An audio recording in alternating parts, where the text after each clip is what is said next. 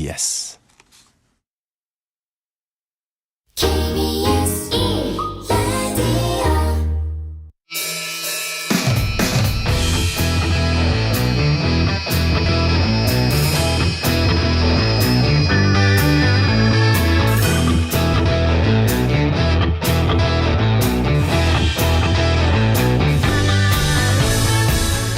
주말 시사의 중심, 정관용의 시사본부.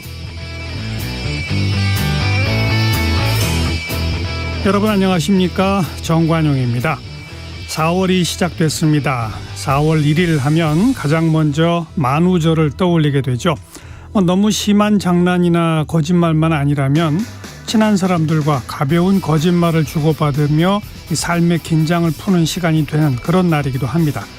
또 꼭 거짓말이라고 해서 다 나쁘지도 않죠. 남을 배려하면서 위로하기 위해 하는 이른바 하얀 거짓말도 있으니까요. 그리고요, 때로는 거짓말이 아닌 사실이 더 나쁠 때도 있습니다. 팩트 자체가 틀린 말은 아닐지라도 사실의 일부만 알려주면서 전체 맥락이나 진실을 감추기 때문이죠. 정치권이나 언론들을 보면 편집된 사실들이 진실을 왜곡하는 그런 경우가 빈번한데요. 네, 단편적 정보보다 총체적 진실을 추구하도록 앞으로 더욱 노력하겠습니다. 정관용의 시사본부 토요일 순서 시작합니다. 먼저 도로공사 연결해서 이 시각 고속도로 상황 전해드리죠. 이지은 캐스터. 네, 날이 좋은 만큼 봄나들이 떠나는 차량도 도로에 정말 많습니다. 충청권으로 내려가는 길이 많이 힘겨운데요. 1번 경부선은 부산 쪽으로 80km나 막히고 있습니다. 충청권의 정체가 집중이 되면서 안성에서 천안휴게소까지는 33km나 막히고 있고 이후 옥산 분기점부터 청주 사이로도 속도를 내지 못합니다. 논산 천안선 이용해 논산 쪽으로 가는 길은 남풍세와 정안휴게소를 중심으로 많이 힘겼고요. 15번 서해안선도 목포 방향 정체가 발안에서 서해대교까지 극심하게 이어지고 있습니다. 35번 중부선을 택하시더라도 남이 쪽으로 하남과 호법 분기점 부근에서 특히나 속도가 떨어지고요. 충청권으로 진입해서는 오창부터 남이 분기점 사이가 가장 힘겹습니다. 대전 부근의 정체는 호남지선 논산 쪽으로 회덕 분기점에서 유성 부근까지도 길게 이어지고 있습니다. 강원 지역에서 오가는 길은 비교적 수월한 편인데요. 그래도 50번 영동선은 강릉 쪽 정체가 경기권에서 주로 이어지면서 둔대와 부곡 그리고 용인을 중심으로 힘겼고요. 이후 강원권에서는 원주 부근에서도 정체입니다. 서울 양양선 양양 쪽으로는 덕소 3패부터 화도까지 밀립니다. 지금까지 한국도로공사 교통센터 이지은이었습니다.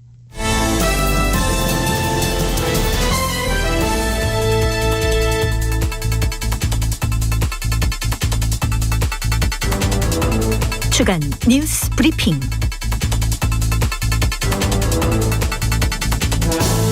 정치권 소식 정리하는 토요일 주간 뉴스 브리핑. 오늘은 오래간만에 경향신문의 박순봉 기자 나오셨습니다. 박 기자 어서 오세요. 네, 안녕하세요. 먼저 오늘 26일이 한미정상회담 날인데 대통령실 외교안보 라인이 대거 교체됐잖아요. 네, 지금 비서관 2명에 이어서 국가안보실장, 수장이라고 할 수가 있는데 국가안보실장까지 교체가 됐습니다. 예. 쭉 정리를 해보면은요, 지난 10일에 김일범 의전비서관이 자진사퇴 형식으로 그만뒀고요.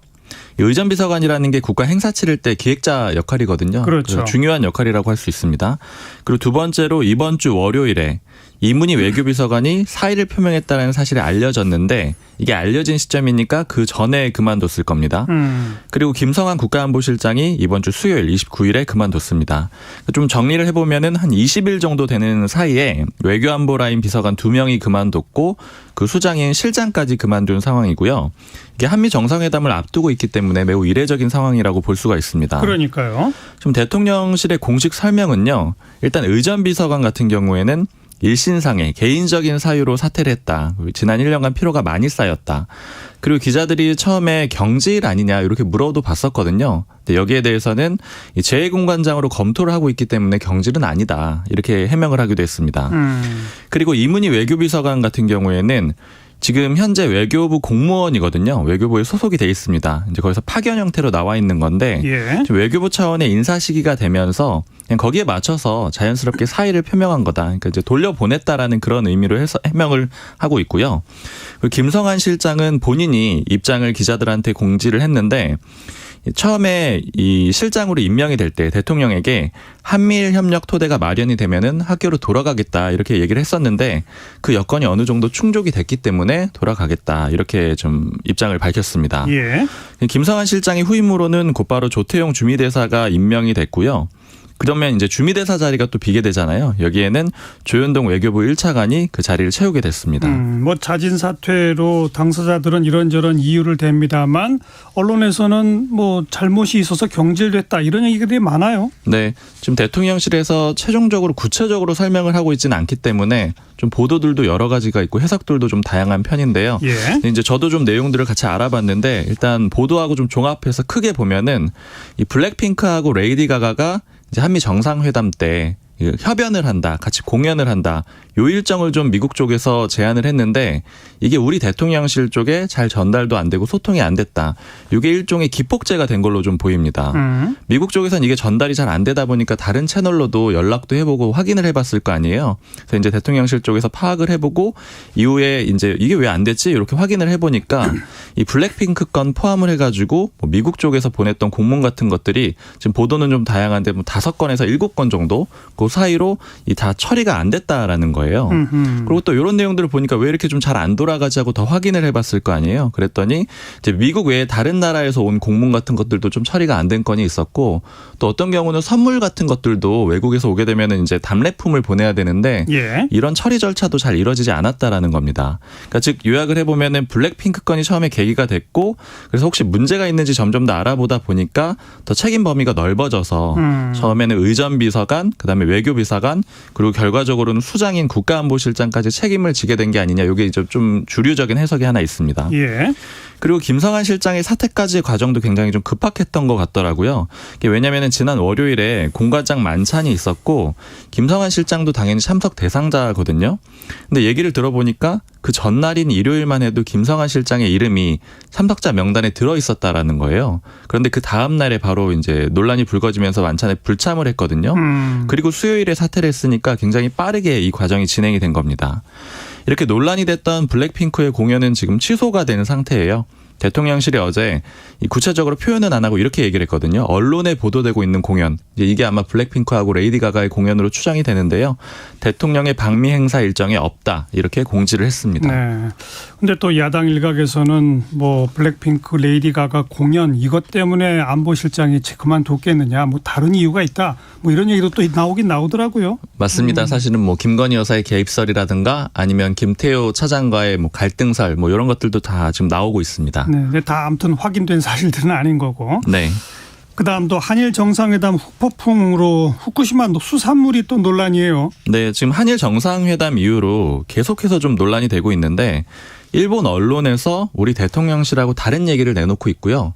우리 대통령실은 계속 진화를 하는 그런 그림입니다. 그렇죠. 뭐 대표적으로는 독도 위안부 이런 얘기가 있었다. 이런 식의 언론 보도가 일본 언론 보도가 있었고요. 예. 여기에 대해서 우리 대통령실은 그런 얘기는 없었다라고 잘라 말을 했어요. 그런데 계속 좀 논란이 되고 있는 거는 후쿠시마산 수산물입니다. 그러니까 여기에 대해서는 기존의 대통령실에서 확실히 얘기가 없었다라고 잘라 말하진 않았거든요. 그런데 그 이후에 일본에서 언론 보도가 계속 나오다 보니까 이게 좀 우리나라 국민 정서에는 좀 안 맞을 수가 있거든요. 그래서 대통령실이 계속 진화를 하고 있는 그런 그림입니다. 그제에 이어서 어제 계속해서 좀 여건이 진화를 하고 있는데 그제 대통령실에서 입장을 내놨을 때 이렇게 얘기를 했거든요. 국민 안전이 최우선이다. 국내에 후쿠시마산 수산물이 들어올 일은 결코 없다. 이렇게 아예 못을 박았습니다. 예. 근데 그럼에도 불구하고 계속 논란이 잦아들지 않으니까 어제도 대통령실이 또 입장문을 내놨어요. 후쿠시마산 들어올 일이 없다라는 거 다시 한번 반복을 했고요. 그리고 구체적으로는 일본 측 인사들하고 만난 자리에서 이제 3가지 기준을 조건을 얘기를 했다라는 점도 공개를 했습니다.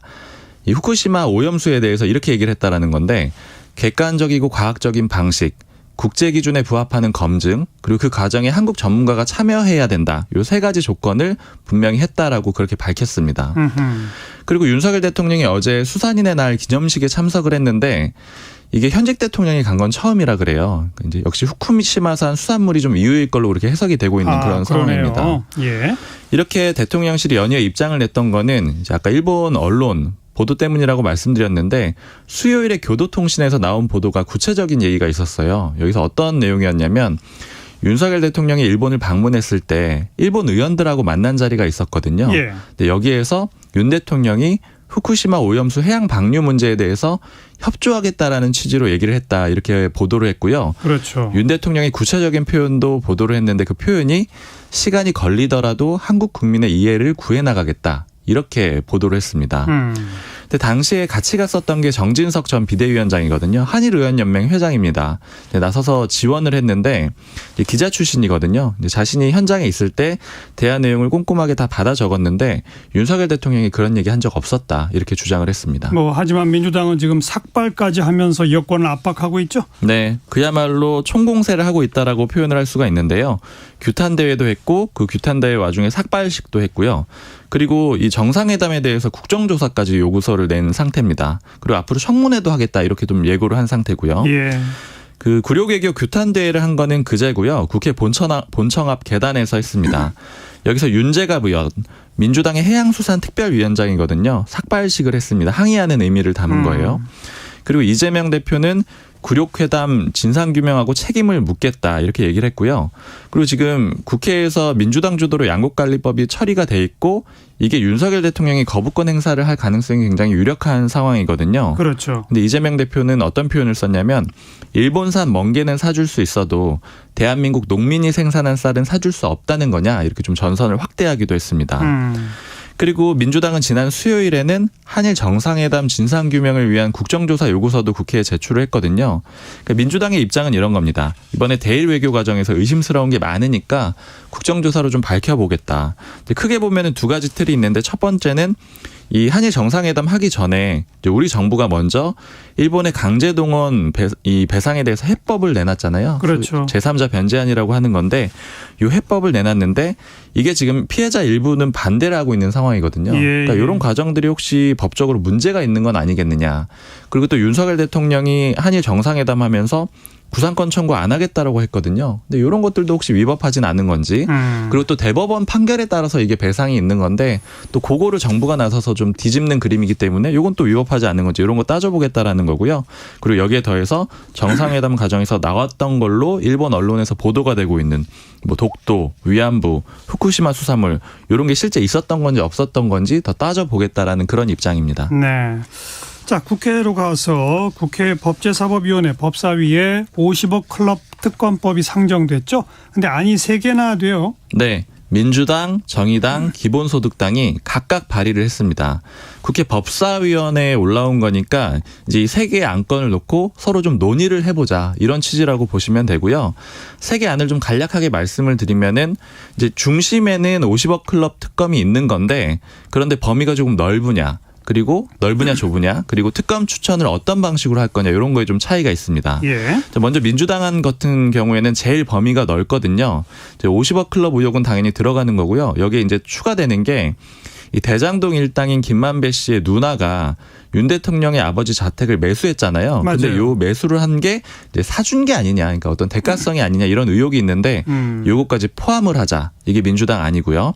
그리고 특검 추천을 누가 하느냐, 민주당이 하자. 이렇게 안을 내놨습니다. 정의당 안은 범위는 더 좁습니다. 50억 클럽 의혹으로 한정하자라는 거고요. 이제 정의당의 주장은 이런 거예요. 범위가 너무 넓어지게 되면은 규명도 잘 안 되고 또 정쟁으로 흐를 수가 있다 이렇게 주장을 하고 있고요. 특검 추천은 비교섭 단체로 한정을 하자. 그러니까 이 취지는 뭐냐면은 여야는 모두 그러니까 거대 양당은 민주당이랑 국민의힘은 다 이해 당사자들이니까 빠져라. 그래서 비교섭 단체로 한정하자라는 건데 이렇게 되면 정의당, 기본소득당, 시대전환이 추천을 하게 됩니다. 예. 그리고 기본소득당 안은 일종의 중재안 2개를 섞어놓은 안이라고 보시면 되는데요. 특검 범위는 아까 민주당 안에 이제 좀 넓은 안을 채택을 하고요. 대신에 이제 특검 추천은 비교섭 단체가 하겠다. 이렇게 좀 섞어놓은 그런 안입니다. 예. 민주당은 원래 김건희 여사의 특검도 이렇게 좀 상정을 하고 싶어 했는데 이건 국민의힘 반대로 상정이 안 됐습니다. 지금 국민의힘의 입장은 윤 대통령의 수사 가능성은 수용을 못한다라는 거예요. 그러니까 즉 민주당 안이나 기본소득당 안은 못 받는다라는 그런 입장입니다. 그리고 민주당은 이번에 특검법이 좀 신속하게 처리가 돼야 되기 때문에 4월 10일까지 돼야 된다 이런 입장이고 그래서 법사위 논의가 잘 안 되면은 소위 패스트트랙이라고 하는 신속 처리 안건에 태우겠다 이런 입장인데 다만 이걸 하려면 의석수가 좀 모자라서 정의당의 협조가 필요한데 일단은 현재는 정의당은 반대 입장입니다. 네. 그리고 검찰은 이 특검법이 국회에 상정된 바로 그날 박영수 전 특검 50억 클럽의 일원으로 지금 의심받고 있는 분 한 사람 아닙니까? 맞습니다. 압수수색을 진행했어요. 네, 박영수 전 특검하고 이제 특검보였던 양재식 변호사의 집이랑 사무실 이런 곳들을 압수수색을 했습니다. 이제 50억 클럽 대상자 중에, 그러니까 의혹 대상자 중에 곽상도 전 의원 빼고는 처음으로 강제 수사를 시작을 한 겁니다. 예. 그리고 압수수색 대상지에는 우리은행 본점하고 지점 같은 곳들도 포함이 돼 있었거든요. 근데 이게 혐의를 좀 보여주는 건데요. 박 전 특검이 2014년에 우리은행 이사의 의장이었거든요. 그런데 이제 검찰이 보고 있는 시각은 그때 대장동 일당이 사업을 준비할 때고 이거를 박 전 특검이 컨소시엄 구성하고 또 프로젝트 파이낸싱 대출 청탁하고 이런 거 도와주고 그다음에 돈을 받기로 약속을 했다. 이렇게 검찰은 보고 있는 겁니다. 이 양재식 변호사라는 인물도 같이 들어가 있는 거는 이렇게 하는 과정에서 200억 원 받기로 약속을 했는데 그 약속을 양재식 변호사가 일종의 대리인처럼 대신해 줬다라는 그런 혐의를 받고 있는 거고요. 예. 그래서 검찰은 공범으로 보고 있습니다. 그리고 사실 박영수 전 특검이 받고 있는 혐의는 이거 말고도 다양하게 있어요. 고문으로 일하면서 돈도 받고 그다음에 박 전 특검의 딸도 화천대유에서 근무했거든요. 또 11억 원 정도를 받은 걸로 검찰은 보고 있고요. 예. 또 대장동 아파트 분양 이런 혐의도 다 받고 있습니다. 박 전 특검은 입장문 내서 바로 반박했는데요. 이 압수수색 영장에 나와 있는 범죄 사실은 사실 무근이다. 대장동 사업에도 참여 안 했고 돈 받기로 약속한 사실도 없다라고 했습니다. 그리고 지금 이제 같은 날에 이렇게 이뤄지다 보니까는 민주당에서는 이제 특검하려고 하니까 검찰이 갑자기 수사 열심히 하는 거 아니야 이런 식으로 의혹을 제기하고 있거든요. 당연한 질문이죠. 네. 그런데 여기에 대해서 한동훈 장관이 법사위에 나와서 답변을 했는데 그건 전혀 말이 안 된다. 압수수색 영장을 받는 절차도 그렇게 간단하지 않았다. 이렇게 얘기를 했습니다. 아무리 그래도 뭐 벌써 1년 몇 개월째 수사 제대로 안 하다가 바로 그날 압수수색 이건 좀 모양새가 그렇죠. 네. 그리고 국민의힘의 하영재 의원은 체포동의안이 가결됐죠. 네. 재석 281인 중에 찬성 160표, 반대 99표, 기권 22표로 체포동의안이 가결이 됐습니다. 그러니까 체포동의안이라는 거는 체포에 동의해 주세요. 영장실질심사 받을 수 있도록 그렇게 해주세요라고 요청을 한 거고 예. 여기에 찬성을 한 거니까 이제 구속 전 피의자 신문 영장실질심사를 하영재 의원은 받게 됐습니다. 물론 이제 요거 가지고 바로 구속이 되는 건 아니고 심사 결과에 따라 법원이 판단을 하게 그렇죠. 됩니다. 근데 이번에 이 체포동의안이 좀 주목을 많이 받았던 거는 이제 앞서서 민주당 소속인 노웅래 의원, 이재명 대표는 부결이 됐었거든요. 예. 체포를 반대를 했던 거죠. 근데 이번에는 가결이 됐기 때문에 조금 더 주목이 됐고요. 지금 하영재 의원이 받고 있는 혐의는 이런 겁니다. 작년에 지방선거에서 도의원 공천 대가로 7천만 원을 받았다. 그리고 또 지자체장 하고 그다음에 그 사무소 그 남해 사무소 사무국장이 있거든요. 이제 보좌관인데 이 정치 자금을 한 5,750만 원 받은 그런 혐의를 같이 받고 있습니다. 예. 지금 민주당하고 국민의힘은 서로 공방을 벌이고 있는데 지금 이 체포동의안 표결 같은 경우에는 무기명, 익명 투표거든요. 그래서 이제 누가 찬성했고 반대했는지 알 수가 없는데 서로 반대표를 던졌을 거라고 공방을 벌이고 있어요. 반대표가 99표가 나왔거든요. 그러니까 즉 이런 거는 상대 정당에게 방탄 정당이다 이런 프레임을 씌우려는 공방으로 보이는데 그렇죠. 일단 국민의힘 같은 경우에는 자신들은 권고적으로 찬성을 하겠다, 가결시키겠다 이런 당론을 세웠기 때문에 대부분 찬성했을 거다 이렇게 주장을 하고 있고요. 즉 민주당에서 부결표를 많이 던진 거다 이렇게 얘기를 하고 있습니다. 반면에 민주당 같은 경우에는 이건 국민의힘의 이중 플레이다. 국민의힘에서 부결표를 많이 던졌을 거다 이렇게 주장을 했고요.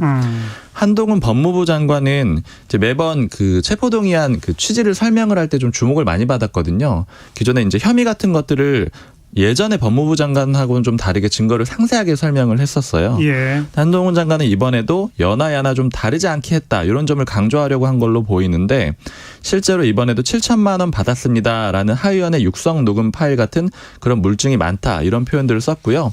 본회의 끝나고 기자들이 물어봤을 때 저는 3번의 체포동의안을 똑같은 기준으로 설명했다 이렇게 강조를 하기도 했습니다. 그러면서 결과가 달라진 거는 의원들에게 물어보셔라 이렇게 좀 민주당을 압박하는 표현도 썼습니다. 네. 민주당은 당직 개편했죠? 네. 뭐 비명계를 수혈했다. 뭐 이런 평가들이 좀 나오더라고요. 네, 지금 비명계 이탈 이런 것들이 이재명 대표 체포동의안 표결 때 일부 좀 확인이 되기도 했고 그리고 공개적으로 반발하는 비명계 의원들도 꾸준히 있는 상황이잖아요. 예. 이제 이런 좀 당내를 좀 다독이기 위한 그런 움직임으로 보이는데요. 이번 주 월요일에 인선을 이재명 대표가 발표를 했습니다. 가장 대표적인 것만 좀 짚어보면은요. 지명직 최고위원회 송갑석 최고위원을 임명을 했는데 비명계입니다. 그리고 김우겸 대변인은 교체를 했습니다. 좀 논란이 있었던 대변인이죠. 청담동 술자리 의혹이라든가 또 이외에도 최근에 이재명 대표가 기소됐을 때 이 당무위 결정을 브리핑하면서 논란이 된 적이 있었는데 그때 당무위에서 이재명 대표 당직 유지에 만장일치로 합의했다. 이렇게 브리핑을 했는데 나중에 전해철 의원이 나는 반대 입장을 말하고 기권 퇴장을 했다 이렇게 얘기를 했었거든요. 예. 그래서 이제 논란이 된 바도 있었고요. 이외에도 정책위 의장으로 김민석 의원을 임명을 하기도 했습니다. 근데 이제 다만 가장 그 민주당에서 비명계 쪽에서 관심이 있는 거는 다 총선 공천인데 이 총선 공천하고 가장 밀접하게 연관이 되어 있는 게 사무총장 자리거든요. 맞아요. 이 사무총장이 있는 조정식 사무총장은 그대로 유임이 됐습니다. 그리고 어제 송갑석 최고위원이 처음으로 이제 비명계 최고위원인데 공개 발언을 최고위에 나와서 했거든요. 여기에서 탕평의 궁극적인 목표는 고르게 사람을 등용하는 것에 그치지 않고 고르게 민심을 청취하는 것이다. 이렇게 좀 가시가 있는 그런 표현도 했습니다. 네. 잠시 후에 새로 정책위 의장 맡은 김민석 의원 인터뷰가 예정돼 있으니까 진짜 탕평이 되는 건지 한번 좀 물어보도록 할게요. 네. 경향신문의 박순봉 기자 수고하셨습니다. 감사합니다. 정관용의 시사본부 듣고 계시고요. 12시 31분 막 지났네요. 기상청과 교통정보센터 차례로 연결해 봅니다. 먼저 기상청 박다요 씨. 네, 오늘도 맑은 하늘에 기온이 빠르게 오르고 있습니다. 봄나들이 가시는 분들은 낮과 밤의 기온차가 15도에서 20도 이상 크게 벌어지는 점 유의하셔야겠고요. 많은 지역의 공기질이 좋지 않습니다. 특히 지금 인천과 경기 중부에는 초미세먼지 주의보가 발령 중이고 수도권과 충청권, 광주, 전북, 대구 등 주로 서쪽 지역의 공기가 종일 탁하겠습니다. 오늘 한낮 기온은 어제와 비슷하거나 더 높을 텐데요. 서울이 26도로 올봄 들어 가장 따뜻할 것으로 보이고 대전 26도, 강릉 22도, 부산 21도, 광주는 27도 안팎까지 오르겠습니다. 다음 주 화요일부터 목요일 사이 전국에 단비 소식이 있습니다. 이 비와 함께 고온 현상이 누그러지겠고요. 그 전까지 대기는 매우 건조하겠습니다. 경상권 해안과 제주도를 제외한 전국 대부분에 건조주의보가 내려져 있습니다. 또 강원, 영동과 서울, 대전, 대구 등 곳곳에 건조 경보가 내려져 있는데요. 이번 주말 불씨 관리에 특히 힘써주시는 게 좋겠습니다.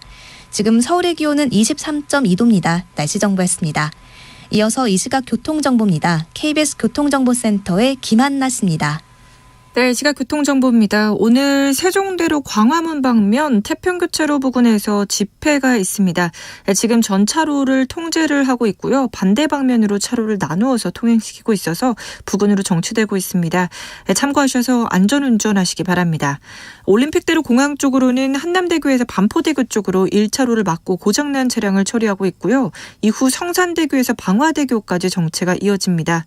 반대 잠실 방면으로는 행주대교에서 가양대교까지 어렵고요. 한강대교에서 영동대교까지 밀리는 가운데 이 동작대교를 지난 지점에서는 사고까지 나서 주의하셔야겠습니다. 고속도로는 경부고속도로 부산 방면으로 지금 입장 부근에서 청주까지 47km 극심한 정체고요. 이후로도 남청주에서 주감 휴게소 부근, 또 대전에서 비룡분기점 부근, 다시 금호분기점에서 도동분기점까지 어렵습니다. 영동고속도로는 둔대에서 부곡나들목까지와 마성터널에서 용인나들목까지 각각 5km씩 정체고요. 이후로도 양지터널까지 정체 쭉 이어집니다. 더 가서 원주 부근과 면원에서 봉평터널까지 더디게 지납니다. KBS 교통정보센터였습니다.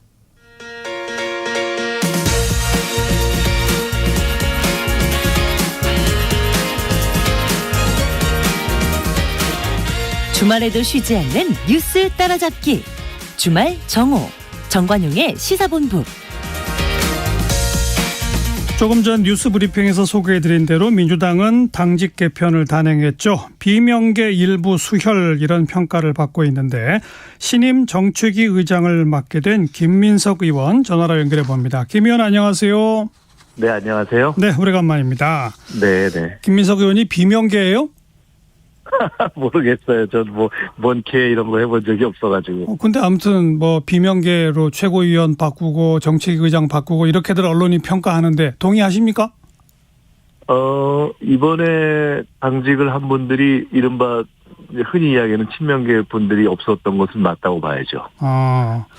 그러니까 김민석 의원은 친명은 아니라고 동의하시는 거네요. 뭐 저는 뭐 특별히 뭐 친명 비명 이런 회를 별로 안 하는 사람이라. 예. 그런데 또 일각에서는 제일 중요한 건 내년 총선 공천에 직접 관련되는 사무총장, 뭐 제1조직부총장 이런 자리인데 이런 자리는 하나도 안 바꿨으니 사실은 알맹이가 빠진 탕평이다 이런 얘기가 나오는데 뭐라고 평가하시겠어요? 탕평이라는 게 뭐 골고루 원래 하는 거니까요. 지금 주요 당직의 사무총장 빼고는 거의 다 바뀌었다고 봐야죠. 그리고 총장이 중요하죠. 중요한데 당무 여러 가지를 하는데 공천 시스템이 아시다시피 민주당은 사실은 오랫동안 틀이 잡혀 있어서 예. 총장 혼자 하는 시대가 이미 끝났습니다. 오래전에. 그리고 그 공천심사 시스템에 들어가 있는 분들이 총장 외에도 뭐 전략을 다루는 전략위원장이나 조사를 하는 연구원장이나 이런 분들이 있는데 굳이 뭐 따진다면 그런 분들이 다 그 통속적 개념에 의하면 비명들이 하고 있기 때문에 예. 그렇게 볼 일은 아닌 것 같습니다. 네. 조금 거슬러 가 보면 지난번 이재명 대표에 대한 체포동의안 표결에서 뭐 예상과는 달리 좀 민주당에서 상당히 이른바 반란표가 좀 나오고 그리고 당내에 이제 다른 여러 가지 모임에서 이재명 대표한테 대폭 당직 개편 해달라라는 요구가 나오고 그 끝에 이루어진 당직 개편 아니겠습니까? 네. 의도한 대로 민주당이 하나가 되는 형식의 당직 개편이 됐다고 평가하세요, 그럼? 과정에 있는 거라고 보고요. 예. 큰 틀에서 보면은 저는 좋은 방향으로 가고 있다고 봅니다. 자, 정책의장 맡으면서 어떤 각오를 다지셨나요?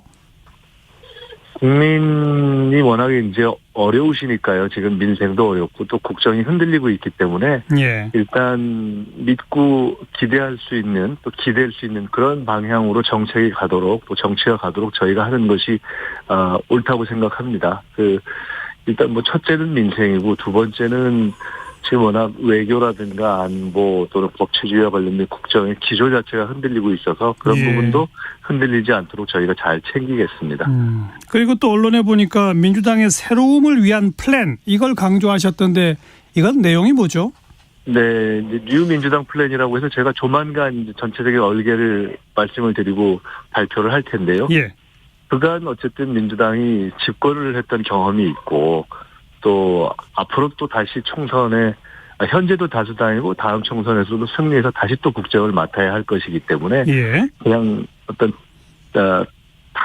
단타로서의 이렇게 한 건 한 건씩의 어떤 정부 여당에 대한 비판도 중요할 수 있지만은 큰 틀에서 지금까지의 정책의 기조를 우리도 잘못한 것이 있을 수 있니 그런 기조도 정리를 하고 예. 그리고 큰 틀에서의 대안들을 제시하는 그런 방향을 저는 정리를 해가면서 당면한 민생에 대한 정책 대안을 하나하나 내겠다는 생각을 가지고 있고요. 예. 제 나름의 생각을 조금 가지고 있는 것이 있습니다. 그래서 그것들을 좀 정리해서 한두 주 내로 큰 틀에 어떻게 하겠다는 말씀을 드리고 진행을 해나갈 겁니다. 당장 이번에 천원 아침밥, 예. 천원 학식이라고 하는 그 건에 대해서도 대학생들 아침을 1,000원에 먹을 수 있게 하자 이거죠. 지금까지의 민주당의 대응과는 조금 달라서 정책 경쟁이 비로소 시작된 것 같고 오히려 잘 대응한 것 같다라는 평가도 일부 하시더라고요. 그러니까 상당히 적극적이고 능동적으로 대응을 할 생각입니다. 네.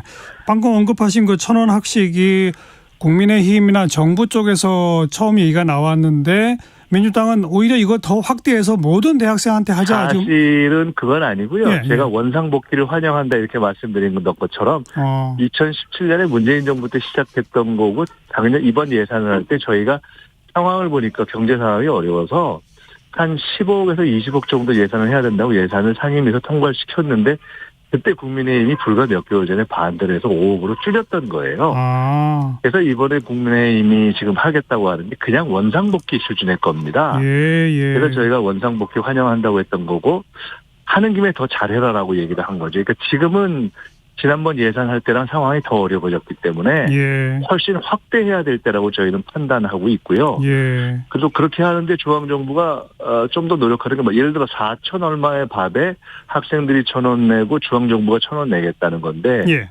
그러면 350개 대학 중에 지금 기껏해야 40개 정도밖에 커버가 안 됩니다. 대학이 한 2, 3천 원 이상 내야 되는 것 때문에 부담을 가지거든요. 예.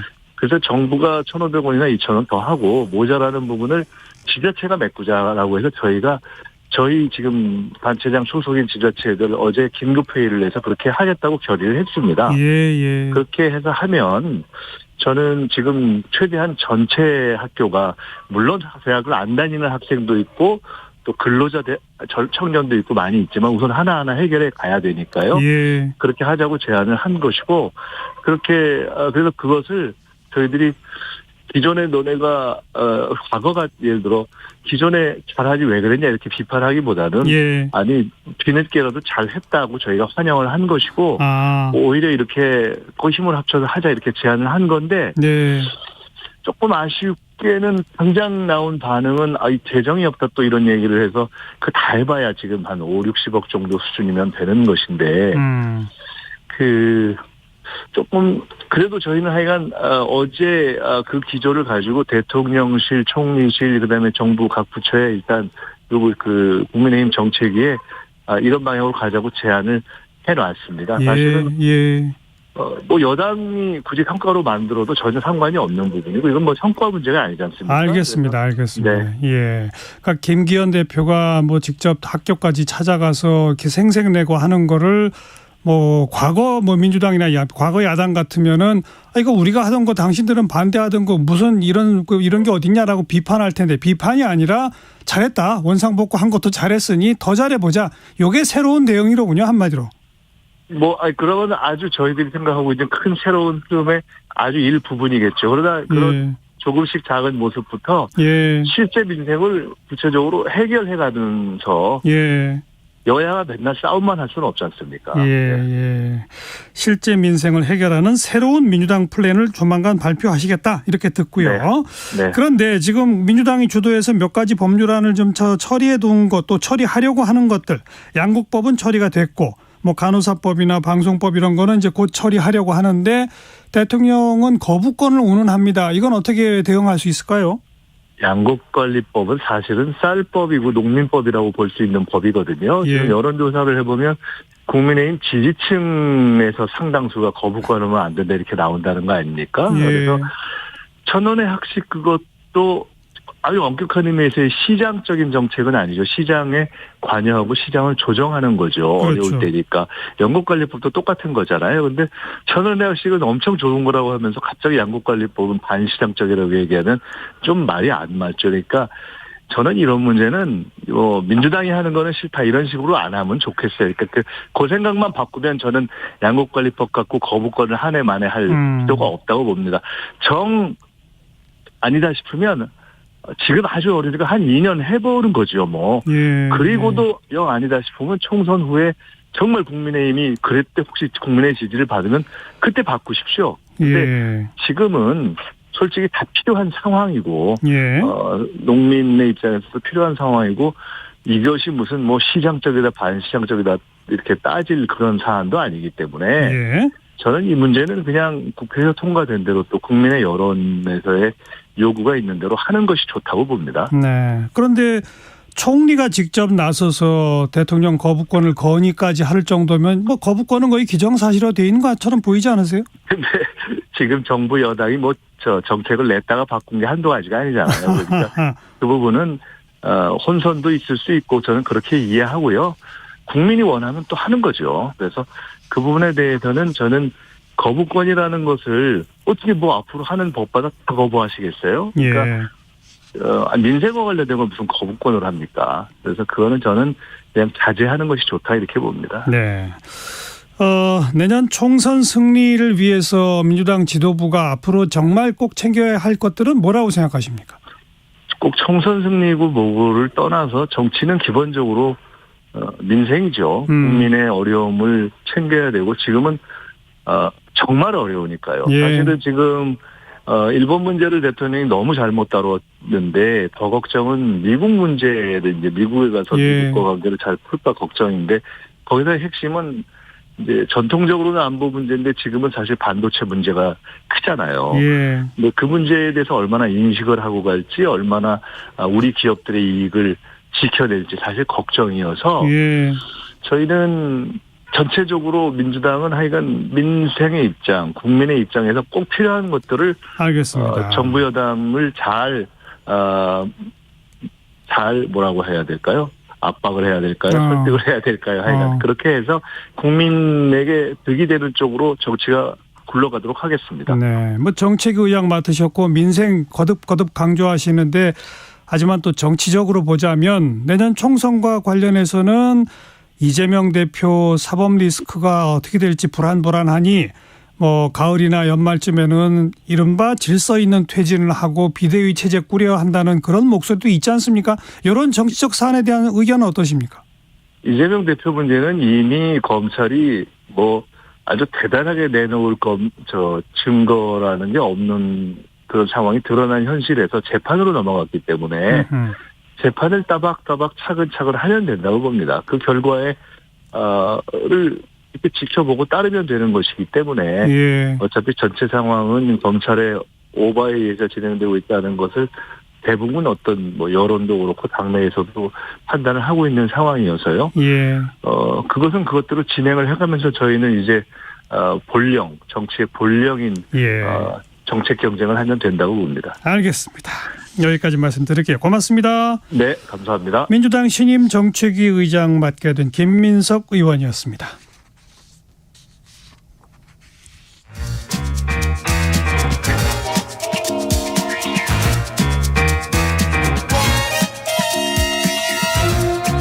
KBS 1라디오의 시계는 쉬지 않고 돌아갑니다.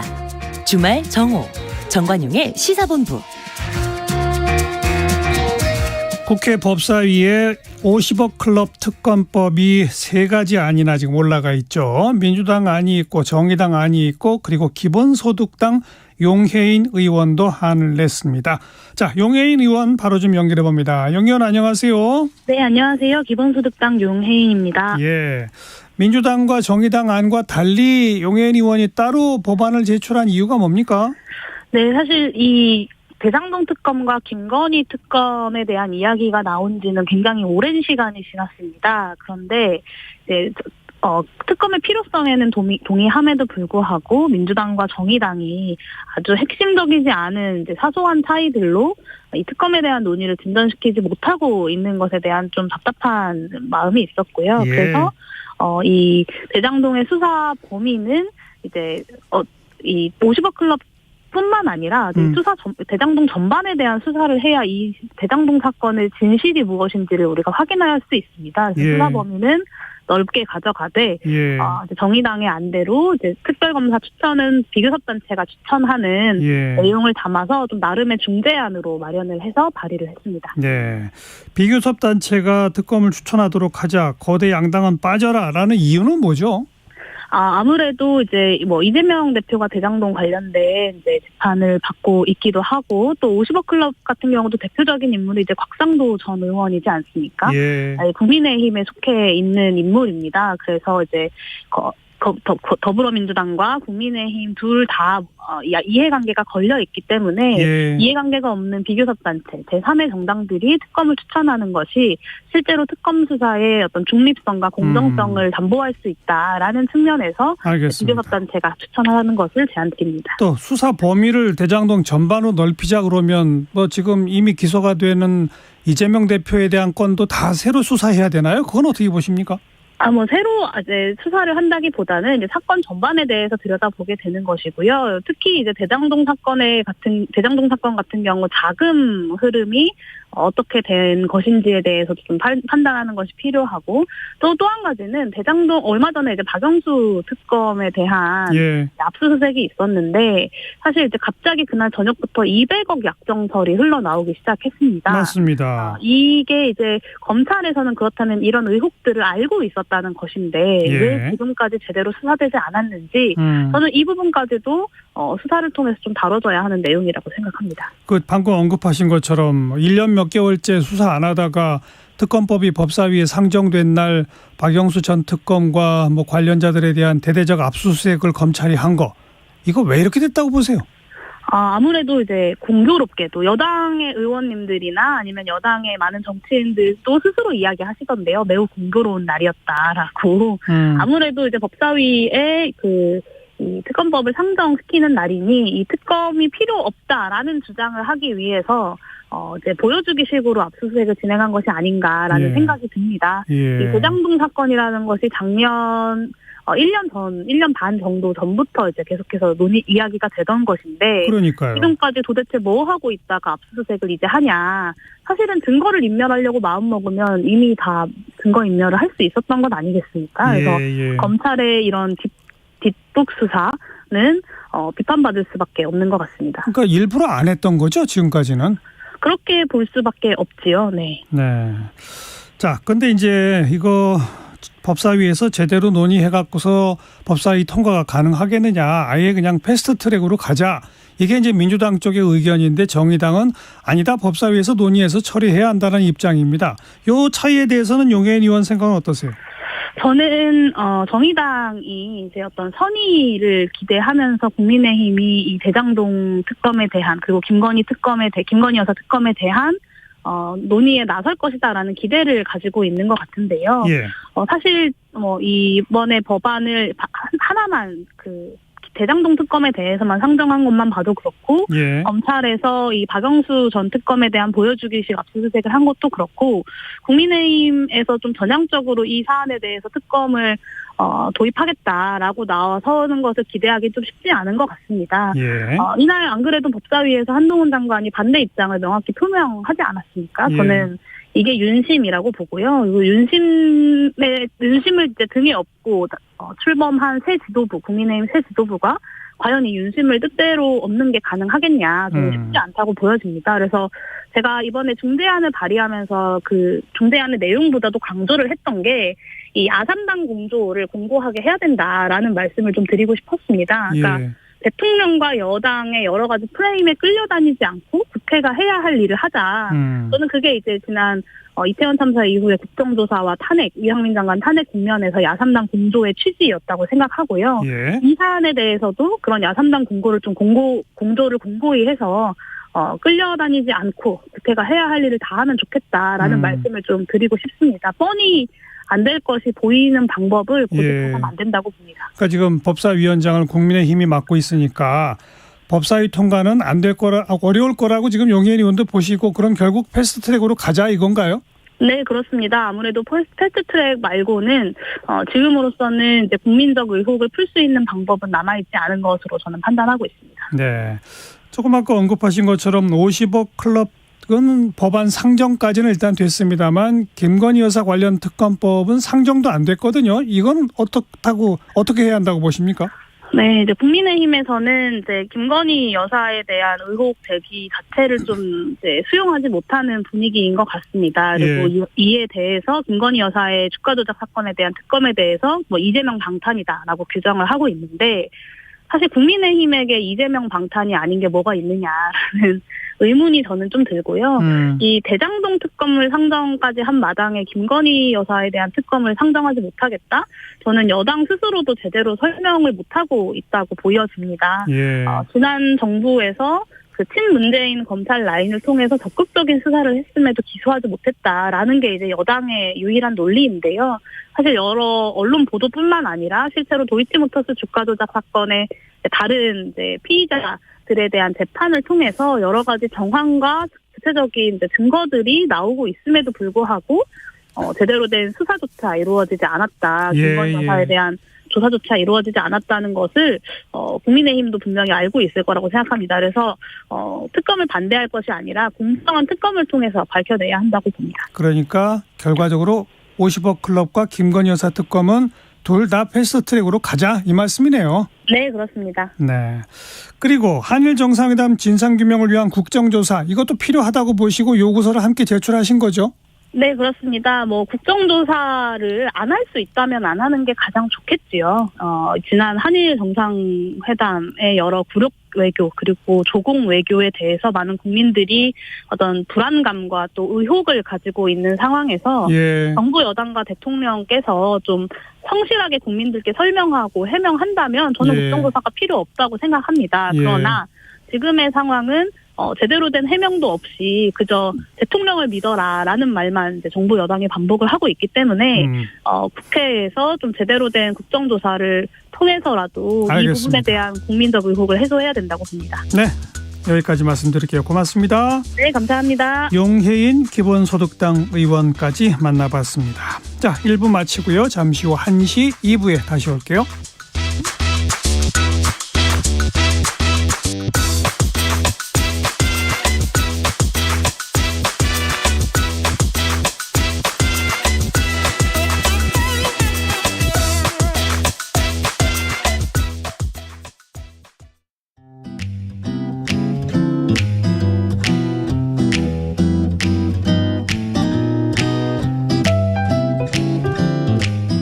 안녕하세요. 바른말 고운말입니다. 우리말 속담에 얼레빛 찬비 품고 가도 제 복 있으면 잘 산다라는 말이 있습니다. 친정이 가난해서 결혼할 때 입은 옷과 머리밖에 가지고 갈 것이 없지만 잘 살려면 얼마든지 행복하게 잘 산다는 뜻이고요. 예장을 많이 해야 잘 사는 건 아니라는 의미입니다. 같은 뜻을 가진 속담으로 이고 지고 가도 제 복 없으면 못 산다 같은 것도 있습니다. 이 속담에 나온 얼레빗과 찬빗은 모두 머리를 빗는 빗의 한 종류인데요. 얼레빗은 빗살이 굵고 성긴 큰 빗, 찬빗은 빗살이 아주 가늘고 촘촘한 빗입니다. 오래전에 할머님께서 쪽집머리를 만드실 때면 늘 찬빗으로 곱게 빗으셨던 것이 생각납니다. 찬빗과 관련된 속담 가운데 찬빗으로 훑듯이라는 것이 있습니다. 아주 촘촘한 찬빗으로 훑는 것 같다는 뜻이니까 결국 남김없이 샅샅이 뒤져내는 모양을 비유적으로 이룹니다. 일제강점기에 일제가 독립군을 치기 위해서 썼던